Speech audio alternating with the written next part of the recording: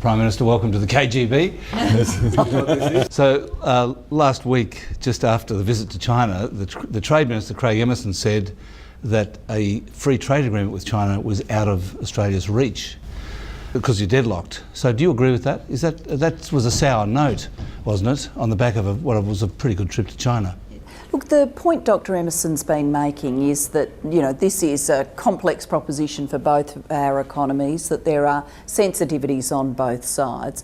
And so what Dr Emerson's been working on with his Chinese counterpart is to see if there are some things we can agree on. So rather than waiting to see if we can get agreement on everything and nothing gets done until you've agreed everything, whether or not there are some sections we can agree now, which I think is a productive approach. It's taken a long time. I mean, it does seem to be at odds with the rest of the relationship that you were forging last week. Look, it has taken a long time and there's more to do. We're not there yet. But international trade negotiations are complicated. Bilateral agreements are never easily won. People look at New Zealand and say, well, New Zealand's got one, why can't Australia? But we are talking about an economy that is far less diverse than ours. And so I think that is the explanation as to why New Zealand was able to strike an agreement. With our diversity, with our broad intersection with China, yes, there's complexities, yes, there's sensitivities. So I think the path that the Trade Minister wants to take does make a lot of sense. That narrow focus that you referred to a moment ago is on agriculture. Yes, it is. What's the potential of that? And if it's to be realised, do we have to change the productivity within our own agricultural sector? Well, our farmers are actually incredibly productive. I mean, this is not a forgiving land. It can be a very harsh land for our agricultural producers, but notwithstanding that, our farmers are very productive. Where I think is the next big opportunity for us to add productivity is in our food processing sector. So I can see a future for us which is all on the upside, where we would be exporting to China and other countries in our region. As their middle class consumers rise, they will want the kind of foodstuffs that we have, the wines that we have, the Australian beers, the list goes on. So there are many ways that we can work together.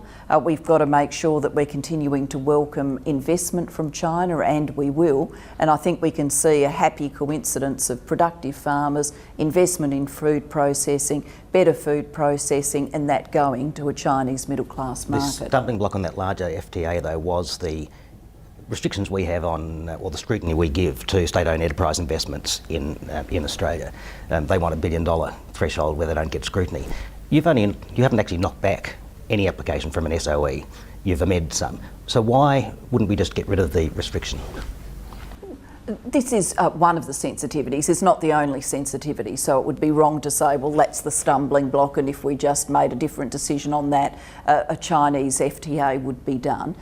We've maintained that it's in our national interest to have appropriate review processes, but at the same time that the factual story of what happens gets told.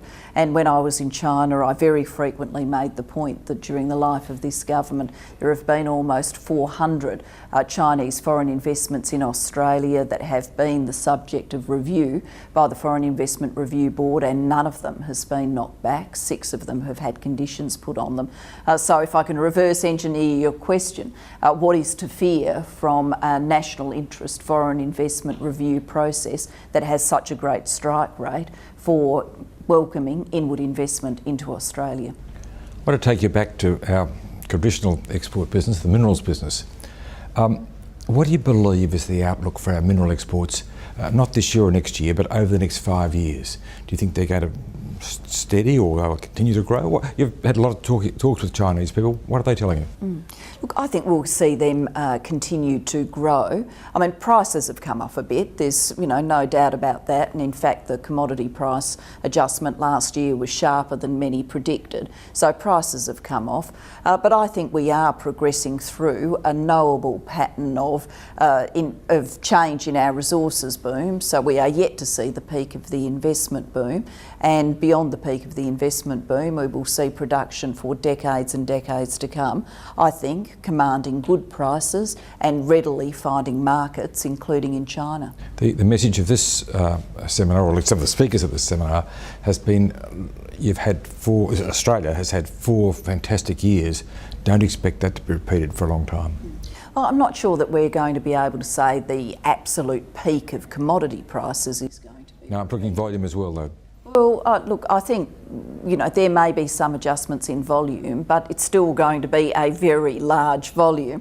I mean, one of the things that I think gets mistaken in our domestic dialogue about the economy of China and its demand is people see Chinese growth rates coming off a bit, and that sort of starts a negative cycle of talk in Australia. But, with the growth rates we're seeing now, even with them coming off a bit, when you've got such a huge economy still growing at very strong rates, that's still very strong growth. I think overwhelmingly the prospects are good for resources. There is nothing to fear here. The absolute peak of the price cycle has probably passed, but we will still be doing good business in resources. It will be supporting jobs. Apart from food, which which non-mineral industries do you think will be the main growth industries as far as Australia is concerned in China? Well, I listed some tonight, and I am very optimistic about this. I think we will continue to do good business in resources. I think there are huge opportunities in agriculture and food processing. I think there are amazing opportunities in our services sector, legal services, architectural services. There's more room for growth in education services. There's more room for growth in inbound tourism. I think we will actually be able to export public policy expertise, and people might say, what does that mean? Well, China needs to move to domestic sources of growth, including better social safety nets, and we are good public policy producers. The things we have done here with Medicare, with universal superannuation, with carbon pricing and carbon market design are the sorts of public policy services that can be sold on to China. So I actually think that there are all sorts of potentials for our economy and their economies to continue to find new ways of working together. I think we've got deeply complementary economies beyond the resources boom. A lot of people wise in these matters say that it's not a question of whether Australia will have to choose between America and China, but it's a question of how do we avoid it, given that now our main trading relationship is with a different party, a different country. Hugh White, in a column last week you might have read, put your visit to China and the strategic partnership you signed or you did there in the context of that sort of rivalry between America and China. I mean, how do you see that?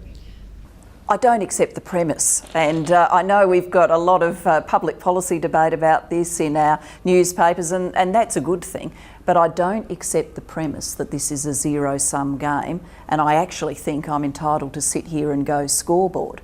I mean, I have enhanced our alliance with the United States by having a training arrangement for Marines in Darwin at the same time that we have taken our relationship with China to a new level, to quote their president, not me, with annual leaders level exchanges and everything else we achieved on this visit to China. But that wasn't tit for tat in some way for the Marines training thing in Darwin.